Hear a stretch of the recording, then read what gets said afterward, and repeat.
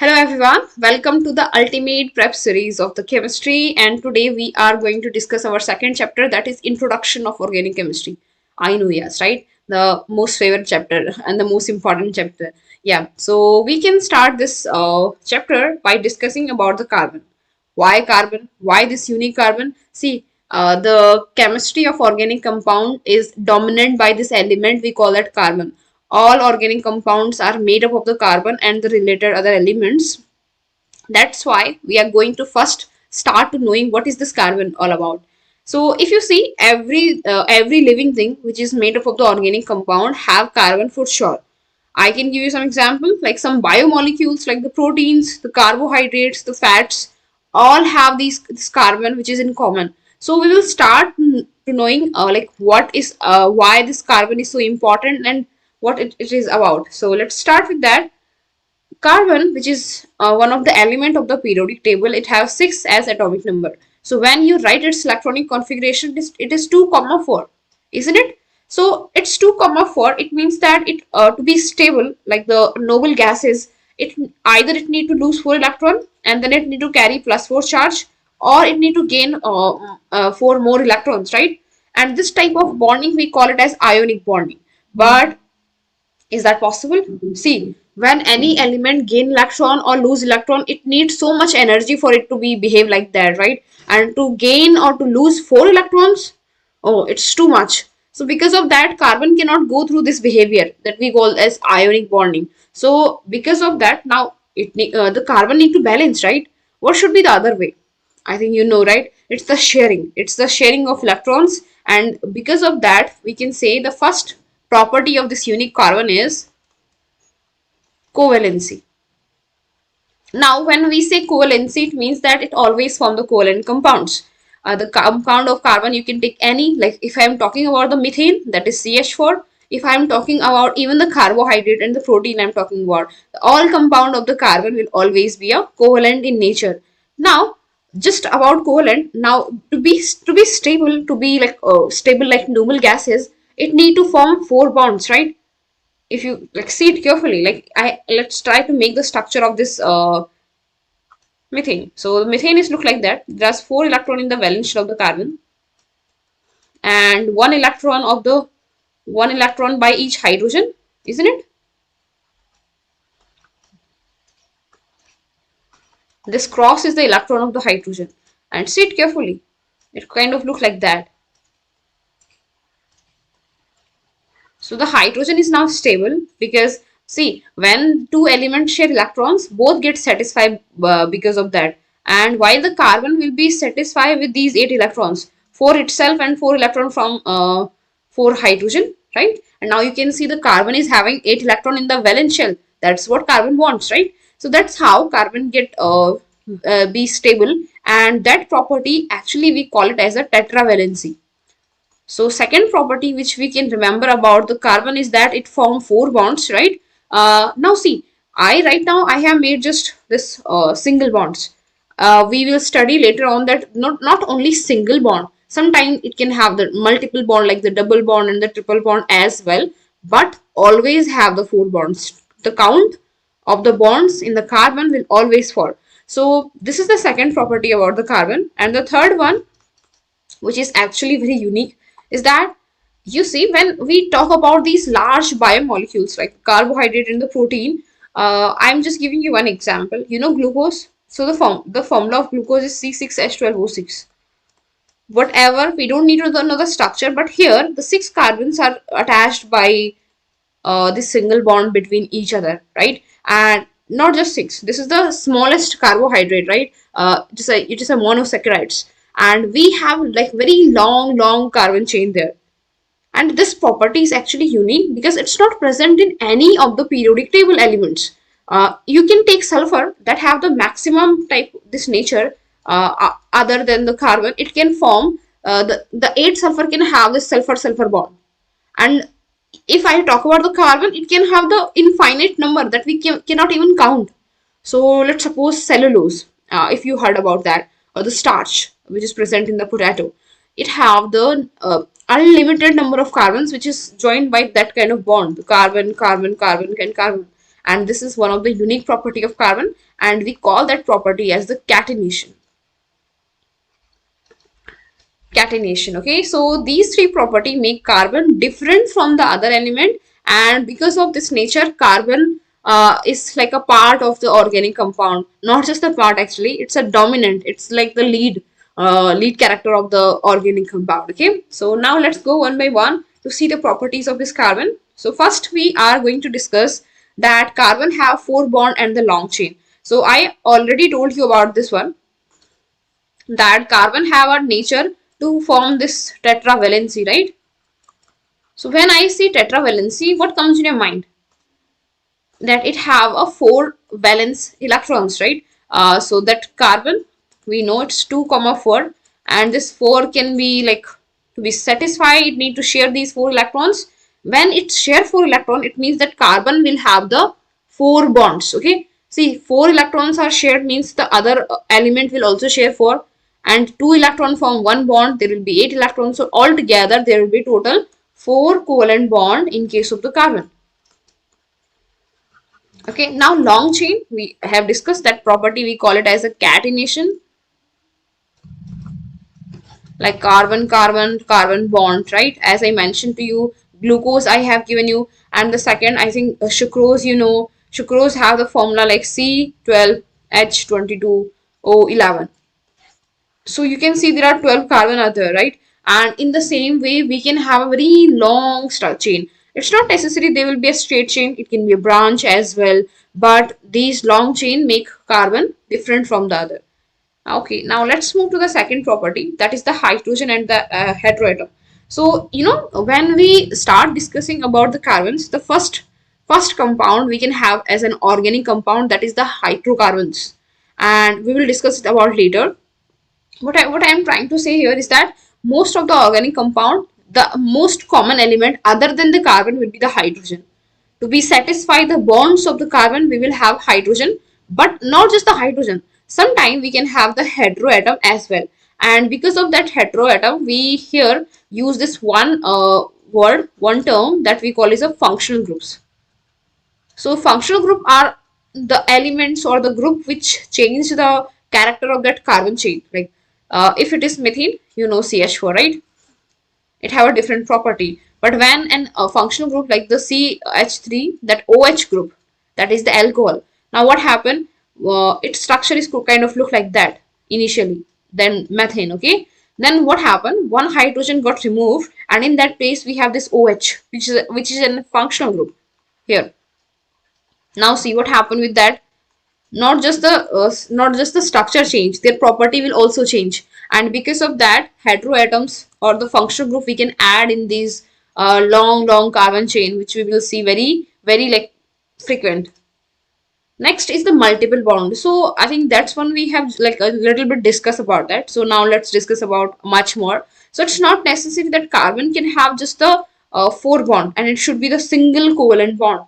Sometime it can be a double bond or it can be a triple bond. So like for an example, we have, when we say multiple bond, we are talking about first double bond, which is kind of look like that, the carbon double bond like that, and the remaining 2 bond will be satisfied by the other elements, right? Then we have one more, that is we call it as a triple bond. Triple bond is kind of look like that, 3 bond is between carbon and carbon, and the other 2 bond will be satisfied by the other elements. So that's what happen when we have multiple bond in the carbon atom. We can take some few examples like and see also about this, the double bond condition we are only talking about the carbon and the carbon. Same way triple bond we are talking about is the carbon and carbon. This structure, when we have this carbon and carbon, we call it as an alkene. Don't worry, we are going to study about that as well. And this one we call it as an alkynes. Clear? Okay, now let's move to the next property, that is the fat molecules. So why we are talking about the fat molecules? See, fat molecule is one of the food we eat, right? Like the oily food, they contain the these fat molecules. See, this fat molecule have a structure which is kind of look like that. I will just make a like general structure. See, this a very long chain, right? And in the end, we will have a functional group like COO, and we can have like any group here. I am just writing down the R, that is the ester structure. You don't need to remember about that. What I'm trying to tell you here, that in this fat molecules, we have a like very long carbon chain, very long carbon chain. This chain can have only the single bond, it can have the double bond as well, or the triple bond, but one thing will be remain common, that it have a multiple number of fat molecules. See, the structure can like have the C17 H35, that much of the carbon, and then the function will be there. So the fat molecule actually divided into the two parts. One is the carbon chain, right, and the other one is the functional group. And because of that, fat molecules have a behavior like the non-polar. Are you aware of this word, non-polar? If not, see, non-polar is means that we cannot separate the charge here. So separation of charge can only happen in the ionic compound, isn't it? And here we don't have ionic compound, we have just covalent compound. It means that there is no charge in case of this carbon chain. Because of that, it's not easy to dissolve fat molecule in the water. So that's what happens. See, when we dissolve water into the oil, they don't get together each other very good, isn't it? Why? Because oil have a nature like this non-polar nature. It do not have a separation of charge while it is present in the functional group. Okay, let's move on. Now we are starting this our main topic again. That's hydrocarbon. What do you think about that? So when we say hydrocarbon, as the name indicates, it is made up of the two elements. One is the hydrogen and one is the carbon. So the structure which is made up of these two terms, that is the carbon and the hydrogen, we call all these elements or the compounds as the hydrocarbons. So when we try to classify these hydrocarbon, we have to see like what kind of different thing we can have in these different compounds. So we found out that only the bond we are talking about. So the carbon always have the four bonds, right? But it can have multiple bond or it can have just the single bonds. On the basis of that, we have divided hydrocarbon into the three parts. Which parts? So the first we talk about the alkenes. When we say alkenes, we make a general formula. See, we actually make this general formula based on the compounds. What I said, that it will always have the carbon and hydrogen, and it will always form the first we use as a like it will always have single bond, single covalent bond. That was the condition we have used first. So when we use this first, so we try to make some structure. When we make, if we try with one carbon, then it will be have the CH4 to be satisfied. Second will have C2H6, C3H8, isn't it? Try with that. Like, oh, if I have just one carbon and I want to have it all single bond, it will look like that. And the other element can be only hydrogen. So it shouldn't look like that. Yeah. So based on that, we get these three structure. And then we make like a skeleton or like a formula, so that we don't need to make all the structure. We just might make the formula. The formula is kind of look like now that CnH2n plus 2. Here you can use n value as 1, 2, 3 and so on. This CH4 is actually very interestingly, because the condition we have given is that the single covalent bond, that is between carbon and carbon. The condition we use here is that the bond between the carbon and carbon only single, it should be only single, right? Because of that, we have made all these structure, that is CH4, C2H6, C3H8, right? And now see what happened. This structure, which is first one, it do not have this carbon and carbon single bond. It is actually have just one carbon. So we call that as a super alkane. Super alkene. Like super means why we are calling it super, because it do not have the carbon and carbon single bond, but its all bonds are single. That's why it's inside this alkane family. Got it? Okay. This was the first one. Clear? Okay, now let's move to the second one. And the second one is about, we call that as alkene. Okay, when we say alkene, what comes in your mind? How it's different? Only A is changed into the E, isn't it? Not just that. Now the condition here is that between carbon and carbon, there should be at least one double bond. It can be more than one, but it should be at least one double bond. Okay, remember. At least one carbon and carbon double bond. That is the condition. So when we try to make the structure, it means that here we cannot use just one carbon, isn't it? We should at least have the two carbons. So according to that, we got the structure as C2H4, first one. C3H6, C4H8, and so on. So according to that, if we try to make the formula, we got this formula like CnH2n, just that. And this is alkene, we call it. Okay. And the third family we are talking about is the alkynes. Here also only one thing is changed, that's starting A, then E, and now it's Y. And here the condition we have used that they have at least one triple bond. One, at least one. It can be more than one, that's possible, but it should have at least one triple bond. According to that, when we try to have formula, first structure, again it should be start with the 2 carbon, because it should be, we need carbon and carbon to have the triple bond, isn't it? And that's how it started, like that. And based on that, if we try to have formula, that is CnH2n minus 2. In these both cases, n value will start only from 2 and so on, while here we can put n value as 1, 2, and so on. Okay, got it? These are the 3 types of hydrocarbon we have: alkane, alkene, and alkyne, based on the number of bond or the type of bond between the carbon and carbon. Now let's move on. So first we are dividing the carbon into the saturated and the unsaturated hydrocarbon. Now how we did that? So the saturated hydrocarbons are those which have the single covalent bond. If those hydrocarbon, which is, we have only one family inside that, that's alkane, isn't it? So these all, like the CH4, I think you know the name of this one. We will go with the naming later, but you know the methane, right? And all these will be inside this alkane family. So the saturated hydrocarbon, we can also call it as the alkene, isn't it? Okay, next we have this unsaturated hydrocarbon. When we're talking about this unsaturated, we are talking about the multiple bond hydrocarbon, like the hydrocarbon which have the multiple bond. And we have 2 families of hydrocarbon in that one, right? First one is, which we will talk about, is the alkene, right? And the second one is the alkyne. So just remember about these 2 terms. Saturated are those hydrocarbon which have just one bond, single covalent bond, while the unsaturated can have the multiple bond, like the double bond and the triple bond. So the alkane is saturated, alkene and alkyne are the unsaturated one. Okay, move on from there. Now we will discuss this alkane, alkene, and alkyne one by one, and we will go with the naming as well. Okay, so first I am using this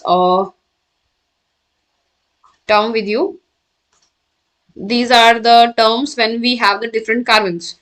So see, we call it as the roots or the main like backbone of the structure. So when we have just carbon number 1, we call this word as meth.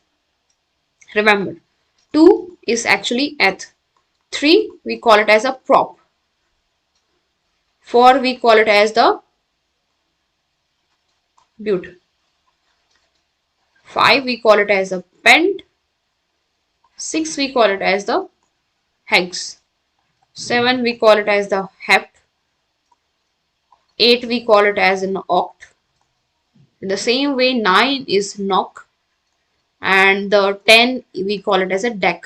These 10 terms we will use these for the alkane, alkene, and alkynes, and even when we have the different functional group, we will use them together. Okay, so just remember about them. So if we say alkane, I already told you about alkane, is that what we need to remember. Alkane have a family that have the general structure as CnH2n plus 2, right? So if we put n value as 1, we got our first structure, that is CH4.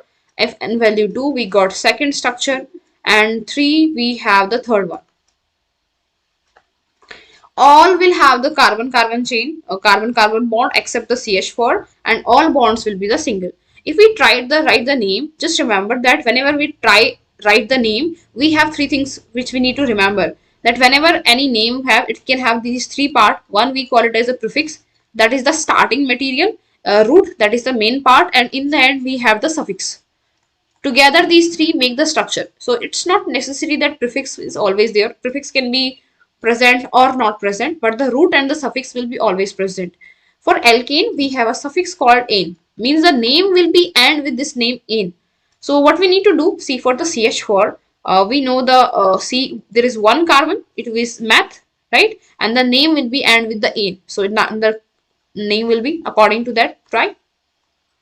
May, math is there, and then A. It's methane.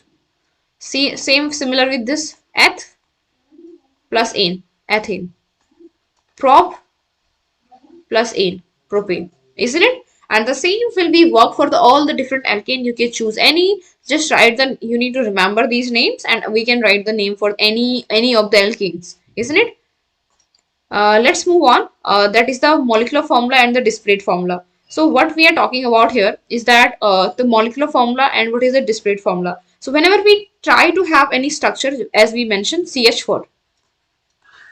This is the molecular formula we have, right? And the displayed formula is like how it's look like. In displayed formula, we also shows the bonds. While the molecular formula just shows the elements and their arrangement. Just remember about that, and we can discuss few of the example here. So as we have the first structure as CH4, so the displayed formula for CH4 kind of look like that, isn't it? And in the same way, we can have C2H6, that is the molecular formula for C2H6, and the structure kind of look like that.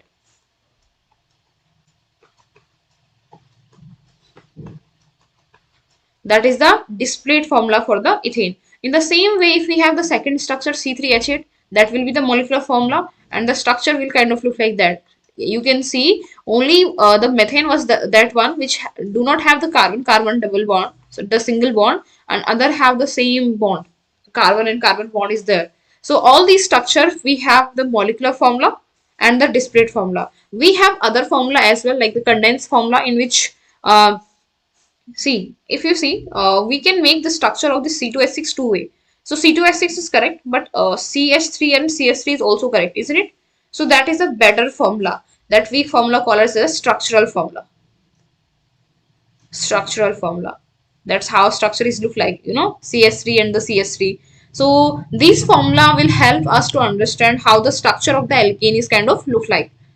Okay, let's move on from here. Then we have the nomenclature. I think we have already discussed few of the things, right? And now we can discuss some of the structure now. So let's, if we have the structure C4H10, that is the first structure we have. So this is the just molecular formula. If we make the structure formula, it just kind of look like that: CH3, CH2, CH2, and CH3. Can you tell me the name of that? Try this one. I think you got that right. So how we will do that? As I mentioned to you. So first we need to check how to write the structure. Rules and all we will discuss it about later. Right now we have simple structure, so we will go with the simple way. Here we can have just the 4 carbons. So 1 carbon, 2 carbon, 3 carbon, and the 4 carbon. And we know for the 4 carbon we use the word but. Always start with the small letter. So it starts with but, and the name of the alkane is end with the ane. So it will kind of look like butane. That is the name, isn't it? In the same way, if we have this structure, let's start from here, C6H14. So the structure will kind of look like that: CH3, CH2, CH2, CH2, CH2, and CH3. What do you think? What is the name of this one? So the same way as we already mentioned, number of carbons, count them: 3, 4, 5, 6. So it's hex, and the name will be end with the ane. So that's hexane, isn't it? So that's what we need to remember about the alkene. Alkanes are the saturated hydrocarbons, and they can have like the only the single bond. We have seen their structure as well. Sometimes they can ask you the electron dot structure, which is a part of covalent bonding. That's why we are not talking about them right now, but that's what we need to do. Okay, I hope this is clear. We can move on then. Okay, so now we are talking about the alkenes, which is a part of unsaturated hydrocarbon, right? So the formula we know, it's CnH2n. Here n value we can start from the 2. So basically the condition what is alkene, we know that it should have the carbon and carbon double bond, right? And if we see the first structure which we have, the first structure we have the C2H4, right? Now see, to be balanced, let's try to make the structure how it's kind of look like. The carbon and the carbon will have double bond in between, right? And every carbon can have maximum only 4 bonds. So 2 bonds are there. one bond here and one bond here. In the same way, one bond here and one bond here, isn't it? And the remaining will be the hydrogen. So this is the structure of this C2H4. What do you think? You can see there is a carbon and in between there is a double bond, isn't it? And that's why we are calling it as an alkene. In the same way, we have the other member like the C3H6. It's kind of like same C1 1 and the double, like there will be a carbon carbon double bond, at least one. We have only 6 hydrogen here. So if I make this structure, then the carbon will be this carbon will have only 2 hydrogen to be satisfied. Now you can count the number of bonds on this carbon is 1 2 3 and 4, right? Stable. In the same way, this carbon can have just 1 hydrogen, right? And this can have the CH3. It's a simple. So 3 or 3 6, right? And if you want to make the like you don't make the structure in that expanded form, you can write down this as well, like the CH3 CH double bond CH2. So that's how it's look like. Which one? The C3H6, and that is alkene because it have a double bond. That's why we are calling this structure as the alkenes, right? And as I already mentioned you, the condition is that at least have the double bond. It can have more than one, like we will get few structure like that when the double bonds are 2 or the 3, but condition is 1 they should have. Okay, move on from here. We can discuss the nomenclature. So like in case of alkene, the roots will remain same. What roots? The meth, eth, prop, but, right? The how number of carbons indicate the name. It will remain same. So what will change here is this one.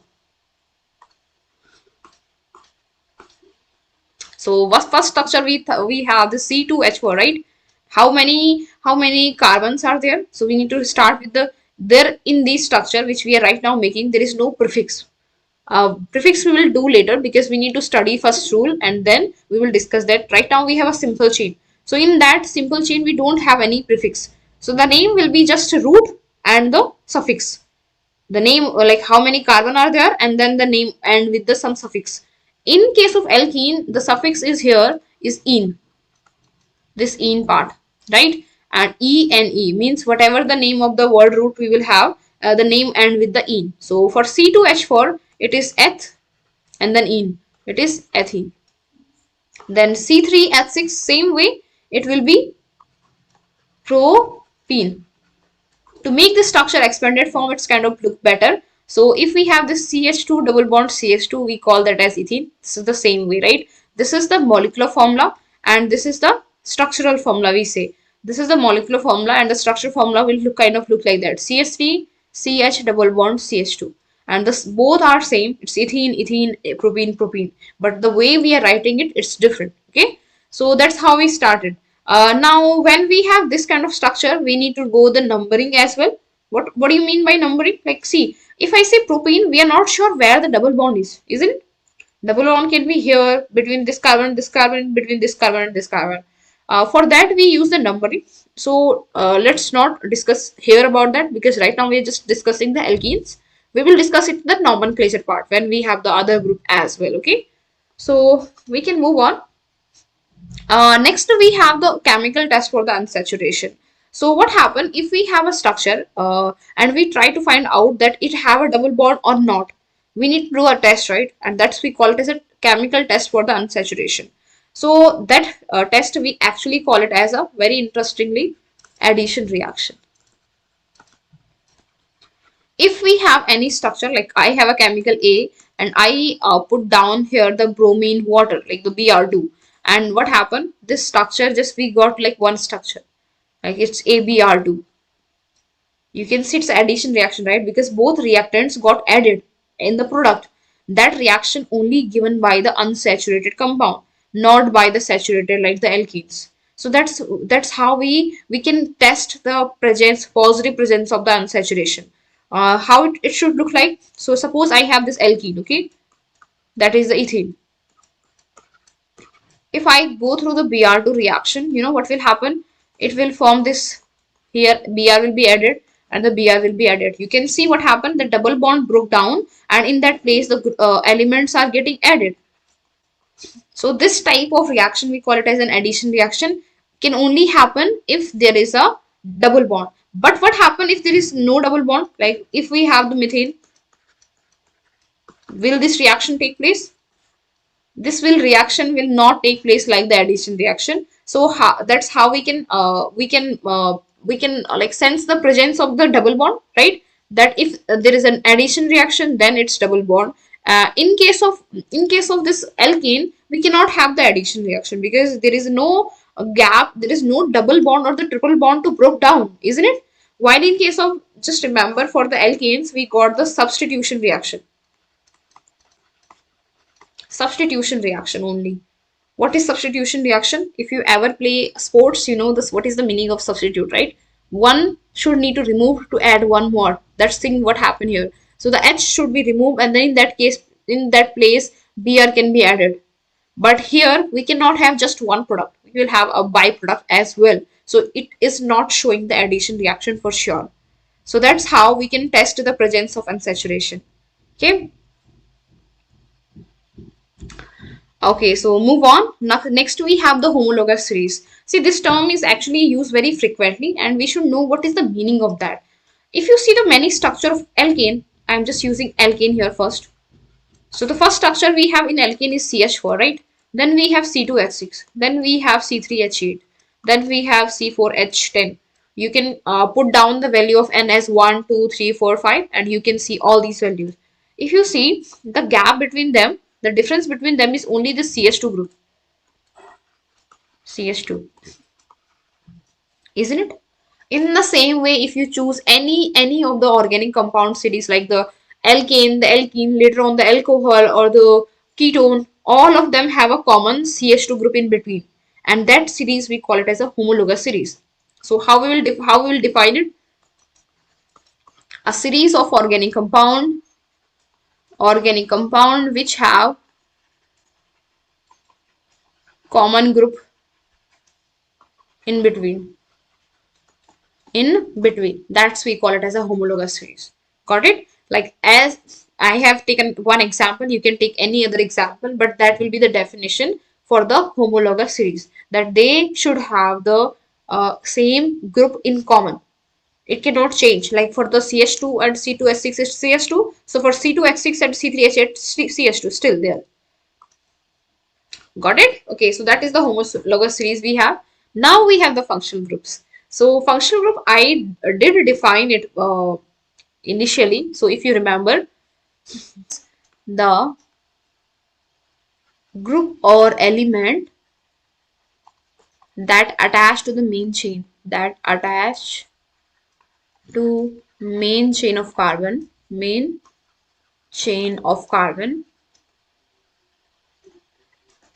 can change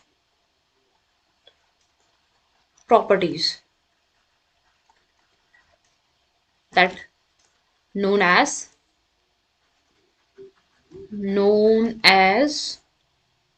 the functional group. Okay, see, that is the basic definition. Just remember that these which functional group we are talking about, we have two things, that their prefix and the suffix as well, and we can add their suffix, like as we have mentioned in the alkane and alkyne. The same thing will happen here. We will discuss one by one. You don't need to be worry about that.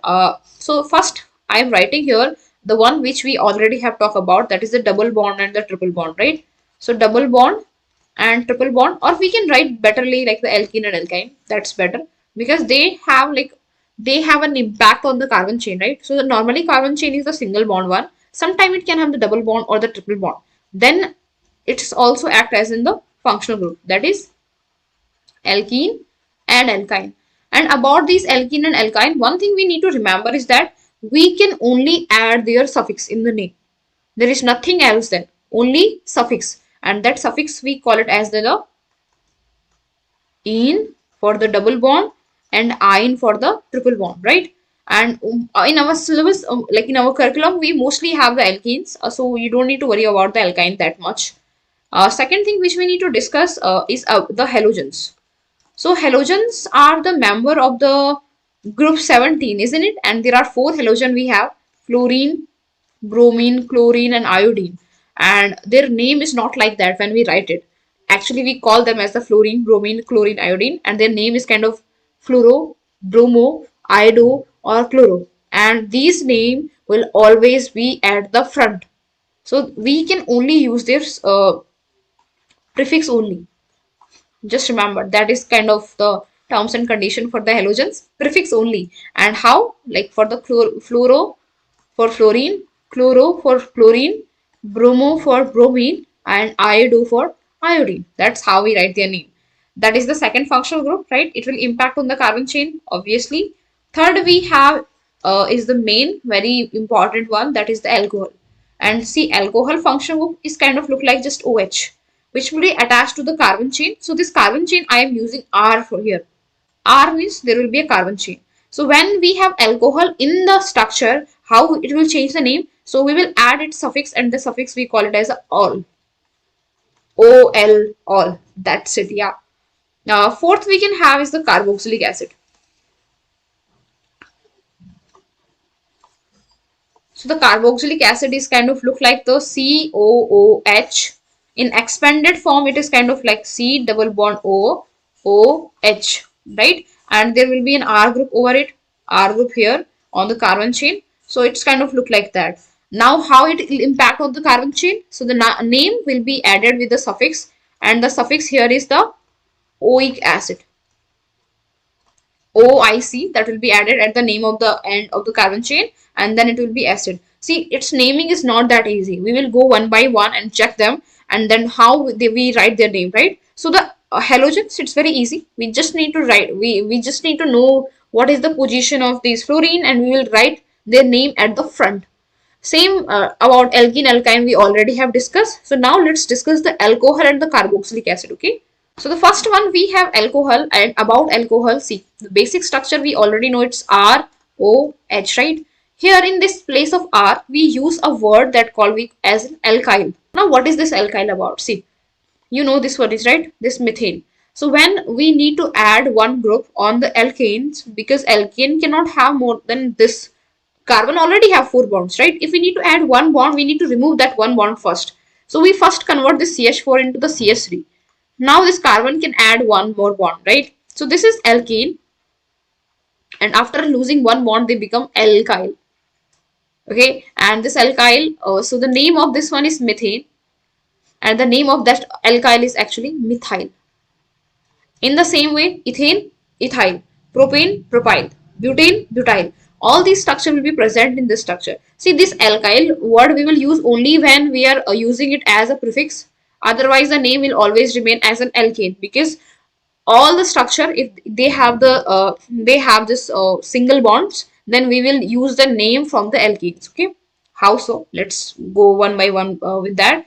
First structure, in place of R we can use the first structure of the alkane, that is this one carbon, right? So we have CH4, and then we remove one hydrogen, and in that place we have added one alcohol group. So it's kind of look like now that CH3OH, isn't it? Now when we start the writing the name, it's a part of alkane. So it's now its name should be added with the alkane, right? And then we remove this E and add the alcohol suffix. So the alcohol suffix was OL, all, isn't it? So the name of the normal alcohol should be the, this one should be, we have removed the E and added all. So it should be alkanol, isn't it? Alkane, we remove E and add the suffix of the alcohol, that is all. Why we did that? Why we are using alkane? Because the structure will have all single bond, isn't it? When it have double bond, then we can use the ene as well. But see, basically alcohols are evolved, or we have made the structure of the alcohol from the alkanes, right? That's why we are using the alkyl as a basic. Alkene name, how we did that? Alkane name, remove E and add OL at that place. So same for if we do the first example. What do you think? What will be the name of this one? Try.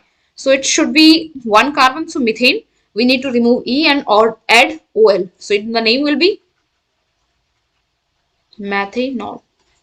What do you think? Got that? Second structure we can have is C2H5OH. What do you think? What should be the name here? It should be ethanol.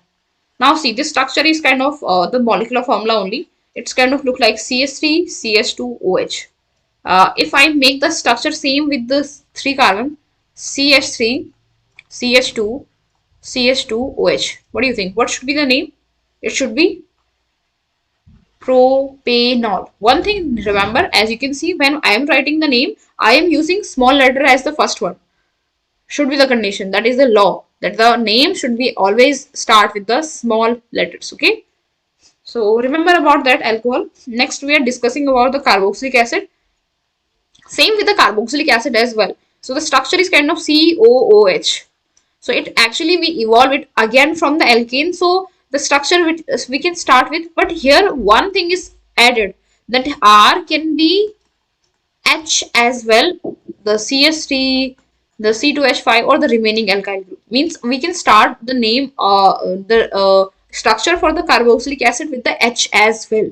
So the first structure we can have is the COOH. In expanded form, it's look like H C double bond O OH. Can you tell me the name of this one?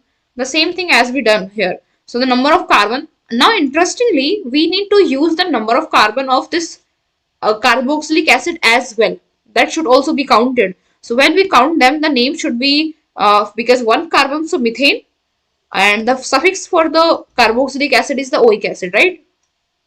It should be methane, remove E, add oic acid, methanoic acid, isn't it? And now see, in the same way, if we have the CH3COOH, what do you think about that? It should be, there are two number of carbons, count this one as well.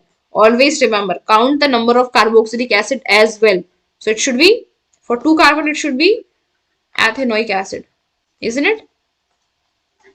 Yeah, that's how. Okay, that's how we do the basic nomenclature, but it's all about the basic one. We have just started with the basic one. Now we'll go with the rules and all. Okay, because see, we don't have just the normal carbon chain, we have the branches, we have some function group over it. We should know the what is the basic rules we need to follow, and then we will apply it on the structure. Okay, so let's do that. So the first rule which you need to remember about is that whenever we have any organic compound, we need to find the longest, the continuous carbon chain. And it should be continuous, means all, it should be carbon, carbon, carbon. There is no other element between carbon and carbon. Otherwise, we cannot count that chain. So the condition is that we need to find out the long, continuous carbon chain. Got that? So this is the first condition we have, long continuous carbon chain. Second thing, okay, let's do first example because we should discuss that as well. So we have this one structure first. Remaining will be the hydrogen or the other structure. I'm not using that.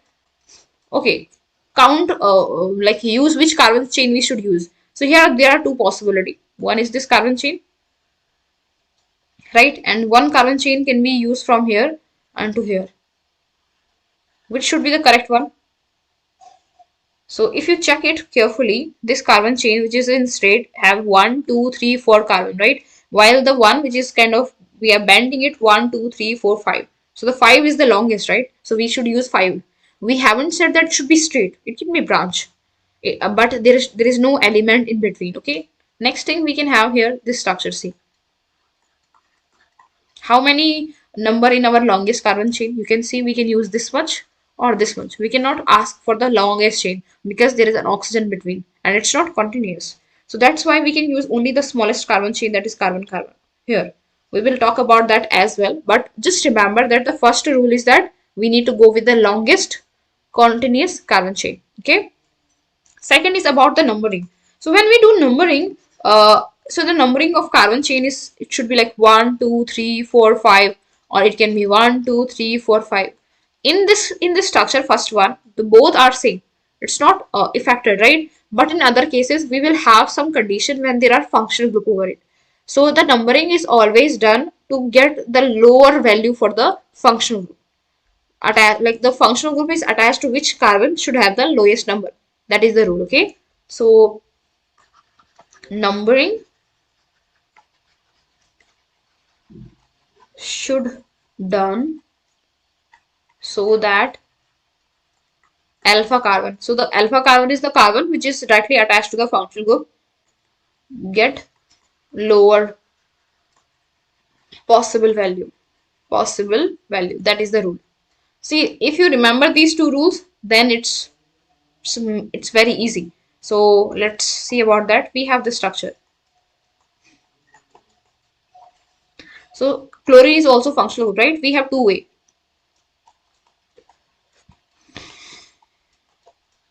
Which one is correct? The second one, right? Because the alpha carbon is this one. It is getting two number in the second case, isn't it? So this rule, second rule which we need to remember is the numbering should be always according to the lower value. Got that?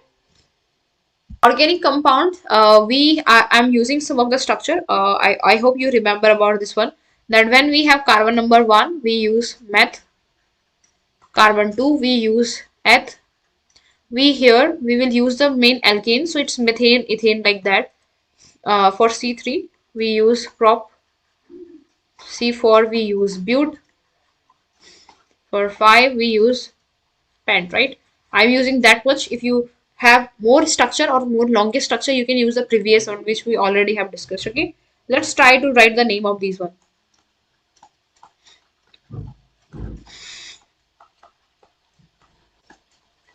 This is the first one we are going to discuss. Second one, we have this one.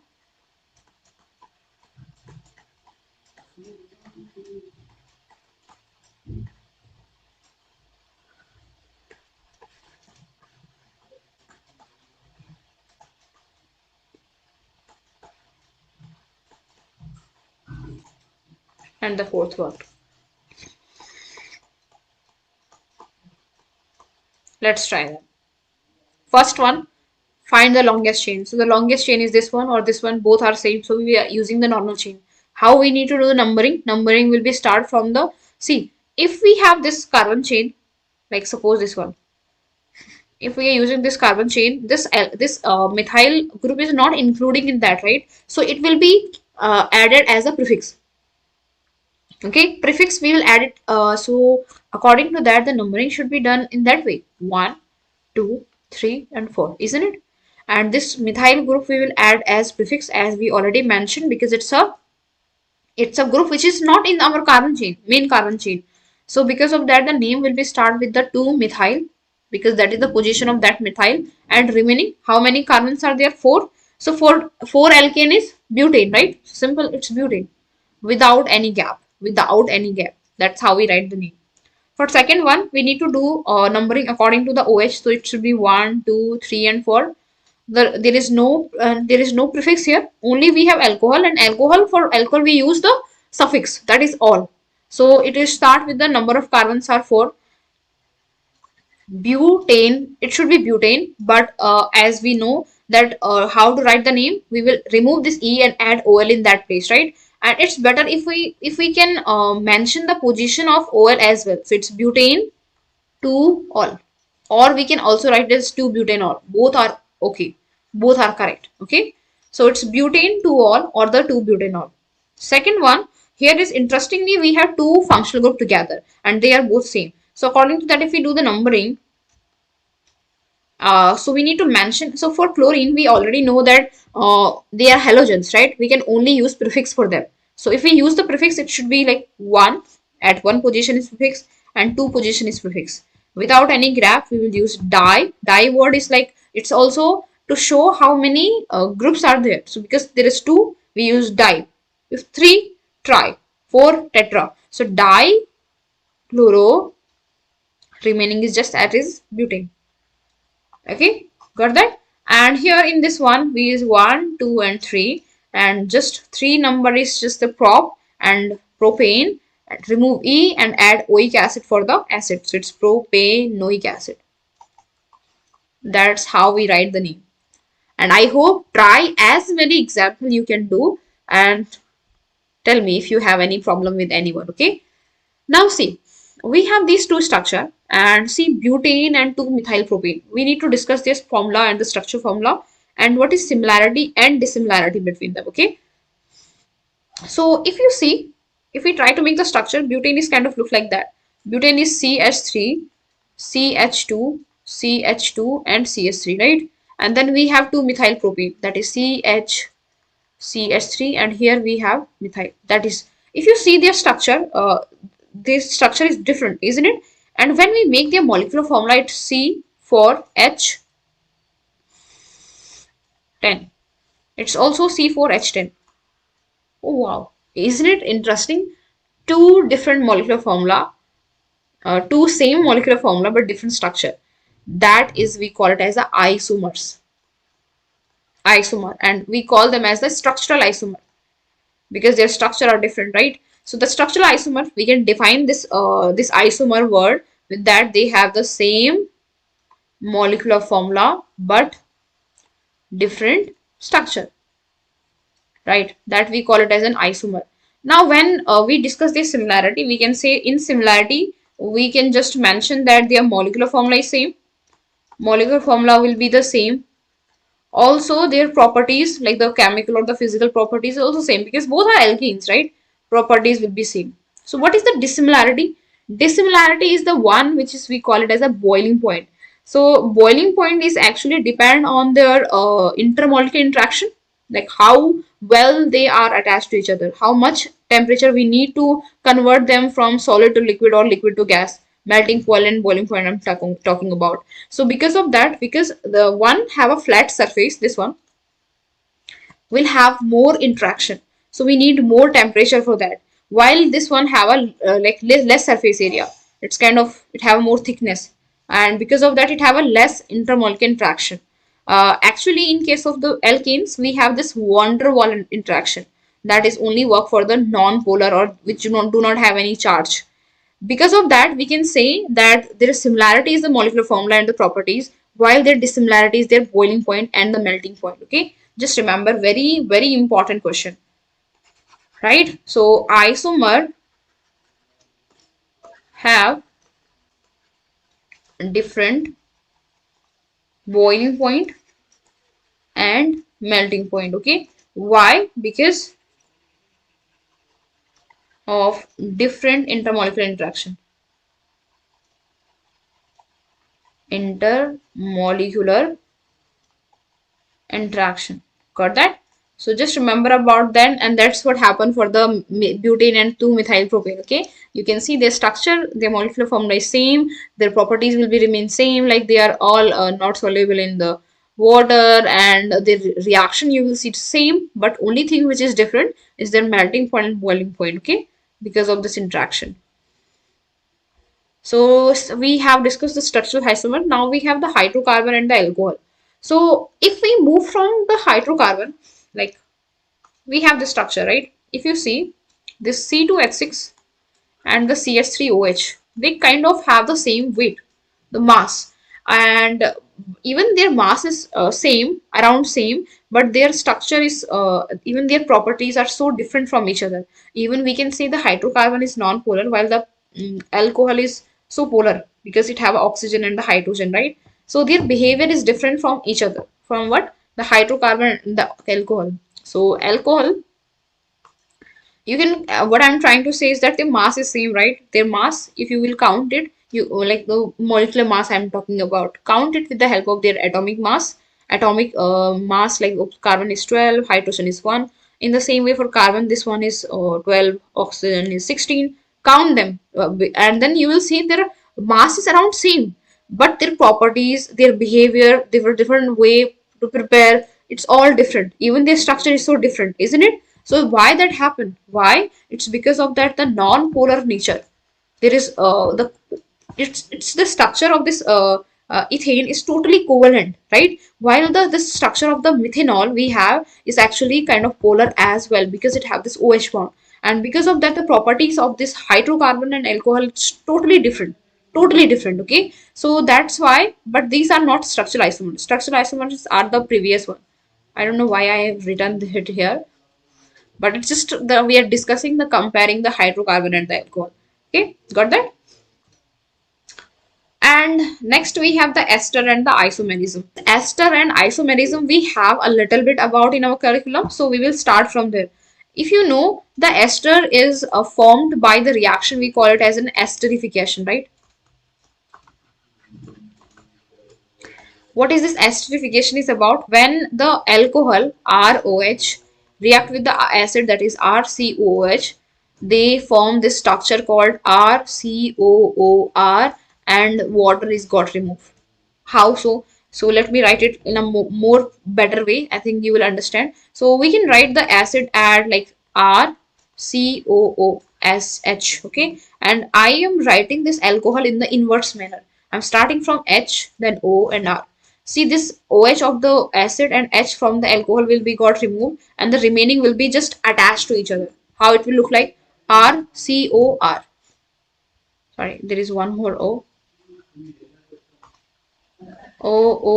right? And this we call it as an ester plus H2O. So let's use some real life example. So if we have this acid as CS3COOH, ethanoic acid, and then we using CS3OH, that is the methanol, the ester that will be formed is CS3COOCS3. That is the first ester we have. And if we see the structure in the more expanded form, it's look like that: CS3CO CS3. That's not double bond, okay? It's just like that.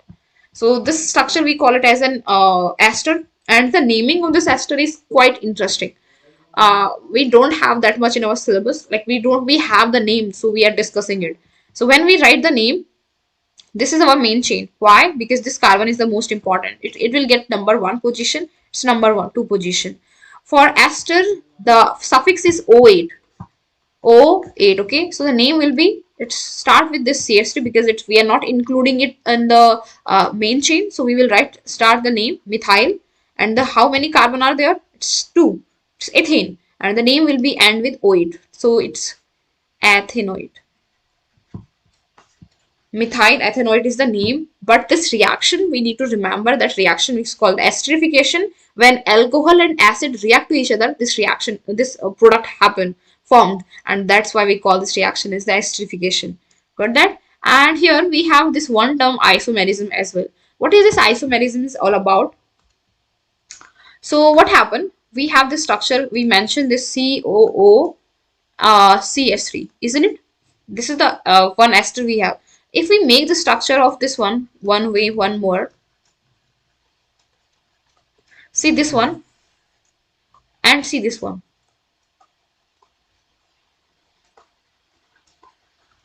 If you check this one and check their formula, they are same.